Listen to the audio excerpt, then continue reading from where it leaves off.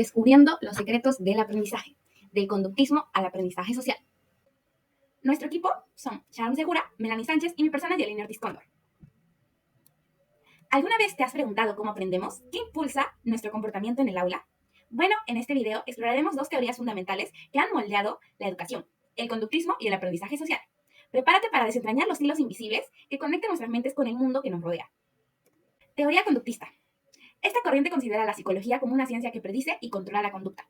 Durante el desarrollo de esta corriente, recibió muchas críticas, porque algunas personas creían que era imposible entender completamente a alguien si no tienes en cuenta lo que están pensando o sintiendo en su interior. Ellos suponían que es como si estuvieras tratando de armar un rompecabezas, pero estás ignorando las piezas más importantes. Es por ello que fue muy criticada en esa época. Principios clave. La conducta está regida por leyes y sujeta a variables ambientales. El aprendizaje como un cambio conductual. La conducta es un fenómeno observable e identificable. Las conductas maladaptativas pueden modificarse. Las metas conductuales deben de ser específicas y observables, y deben tener un enfoque en el presente. Condicionamiento clásico. Este se basa en el estímulo y respuesta. Se compone por un estímulo que antes no producía una respuesta, pero luego, por medio de la repetición, aprende y produce una respuesta.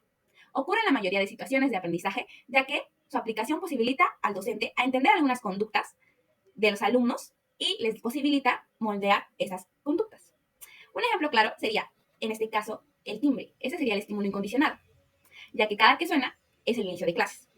Un estímulo neutro sería la presencia de la profesora y la respuesta incondicionada sería que los alumnos pongan atención y se preparen para la clase. Por medio de la repetición, estos estímulos se asocian. Con el tiempo, los estudiantes comienzan a asociar la presencia del profesor con el sonido del timbre, anticipando la preparación para poner atención durante la clase. Los principales representantes de este condicionamiento son John Watson, Skinner e Ivan Pavlov. Conexionismo. Fue propuesta por Edward Thorndike. Se basa en el aprendizaje a través del ensayo y error. Una forma para entenderlo sería imaginar que estás probando una cosa hasta que encuentras cómo funciona. Para ello vas a tener que estar ensayando, practicando, teniendo errores hasta que compruebes cómo funciona en realidad esta cosa. En cuanto a la ley del ejercicio, plantea en que la práctica fortalece las conexiones. Cuanto más practiquemos, más fuertes se vuelven ellas. La ley del efecto propone que las respuestas que nos hacen sentir bien se refuerzan. Las que nos hacen sentir bien se refuerzan por medio de un vínculo, mientras que las respuestas que nos incomodan crean conexiones más débiles. Sus representantes más importantes son Edward Thorndike, Edward Lake y George Siemens. Pasamos a lo que es el asocianismo, que justamente es una teoría en la cual nos explica que nosotros tenemos que tener dos o más estímulos que se tienen que juntar entre ellos y repetir varias veces de manera consecuente, para que así nuestro cerebro pueda así asociar las acciones, los estímulos y saber qué es lo que se está realizando. Un claro ejemplo tenemos la situación de un estudiante que siempre hace sus trabajos en su zona de estudio, que sería su escritorio. Este lugar sería el primer estímulo y la materia que fuera a estudiar o hacer sus trabajos sería el segundo estímulo.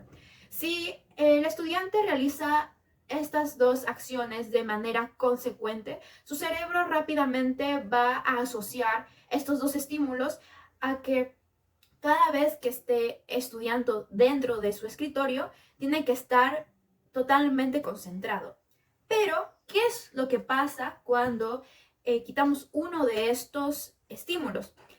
Por ejemplo, si nos quedamos con el primer estímulo, que sería lo que es la zona de estudio, el escritorio, ¿qué es lo que va a suceder? Cada vez que el estudiante se sienta a realizar algún trabajo de cualquier tipo de materia o estudiar, pues rápidamente su cerebro lo va a asociar que ese lugar es para concentrarse. Y uno de nuestros principales representantes del asocianismo es Edwin Guthrie.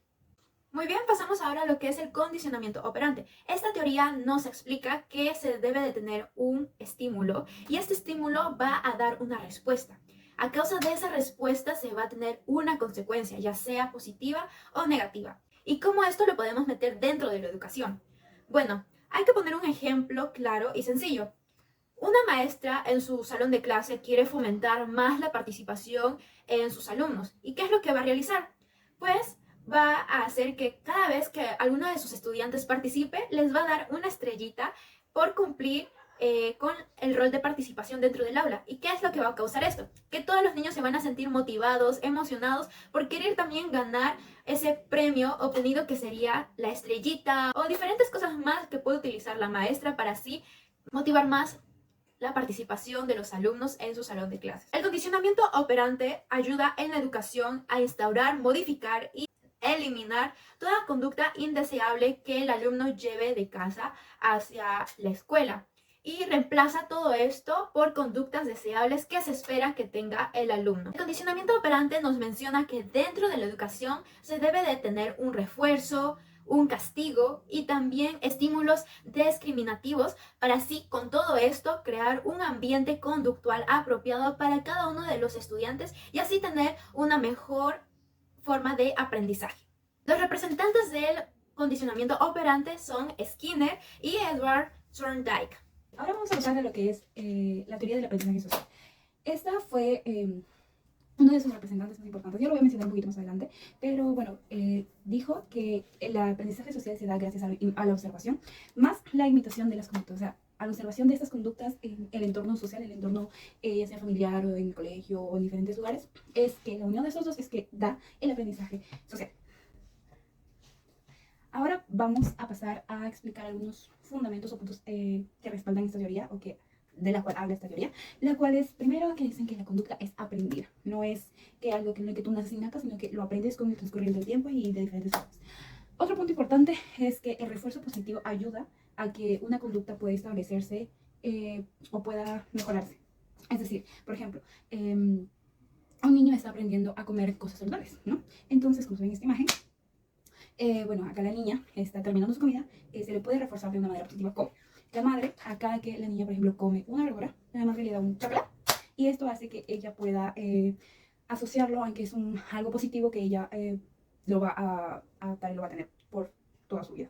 Otro punto importante es la asociación. En la asociación se puede decir que el aprendizaje se da a través de cuando, por ejemplo, un niño relaciona, voy a explicarlo con un ejemplo para que sea más claro, un niño relaciona una cosa por ejemplo, una palabra con una imagen. De esta forma, el aprendizaje va a ser mejor y pues se le va a quedar pues, de manera innata. Otro punto importante, el cual nos trae esta teoría, es el analizar y la hipercusión, ¿sí? En el cual se sabe, por ejemplo, cuando ves a un gatito y a un perro, tu mente ya sabe lo que va a venir. Por ejemplo, ves al gatito de lejos y el perrito que están en una posición como alerta, tú ya sabes en tu mente, incluso a veces lo expresas o en tu propia mente se queda ahí, uy, ahora se van a pelear. ¿Por qué? Porque tu mente lo ha adquirido antes y lo ha visto antes y ya sabe cuál va a ser el siguiente paso, el comportamiento. Y el punto que tiene muy fuerte es la observación, que en todo momento lo aclara y lo dice, incluso en la educación es mucho más importante todavía, que es la observación. La observación, bueno, dice que nosotros aprendemos a través de la observación. Ahora vamos a pasar con, como ya dije, el representante. Ahora sí, ¿quién es el representante de esta teoría? El cual lo planteó y lo dijo. Es Albert Bourdieu. ¿Okay? Y él hizo un experimento muy importante, la cual le sirvió mucho de ayuda en la psicología educativa. Ya que era que él decía, en las escuelas los maestros son muy importantes y la conducta de los maestros es muy importante, ya que influye en la conducta de los niños. Sé que siempre se ha dicho que conforme los niños son en el colegio, es como es que está la situación en casa. Se podría decir que sí, influye mucho lo que, por ejemplo, los niños, como dije, aprenden observando. Entonces, si en casa hay conflictos, por ejemplo, si el niño ve que el padre es violento, él lleva esa misma conducta al colegio, el cual la practica y la demuestra en sus demás compañeros, ¿no? Pero de la misma forma, hay un punto muy importante que quiero recalcar, el cual es que, bueno, en este experimento, Albert hizo una clara, por decirlo así, por más que los maestros utilicen herramientas de trabajo, como por decir ahora ya en la actualidad, videos, juguetes o ese tipo de cosas, que demuestren lo que están aprendiendo, lo que están tocando, el tema que están tocando en las escuelas, a pesar de eso los niños pueden llegar a aprender, sí, pero la mayor influencia es en la conducta de los maestros. ¿Cómo así? Por ejemplo, el aprendizaje también se da, lo dice que hay maestros, ¿no?, que dan, se les da una tarea a los niños. Se les da una tarea a los niños y ellos, al maestro, como decir, ya, hagan esta tarea y ya. Y la entregan dentro de, no sé, 20, 30 minutos, ¿no? Y pues no se les exigió a los pequeños, pues ellos como se lo toman a ligera, algunos lo hacen, otros no lo hacen y piensan que no es importante aprender. Mientras tanto, que si es que se le da, por ejemplo, un maestro que es estricto, se les levanta la voz y le dice como, tienen que hacer esto, en 20 minutos se me lo tienen que entregar. Entonces los niños, por miedo, por temor, tienden a a realizar en el trabajo o tender a aprenderlo, pero no llega a ser un aprendizaje concreto. Y bueno, por eso Albert recalca que debe haber un manejo en ese aspecto, que debe de ser balanceado, no debe ser ni tan estricto ni tampoco tan a la ligera. Tiene que haber un equilibrio en esos dos. Gracias.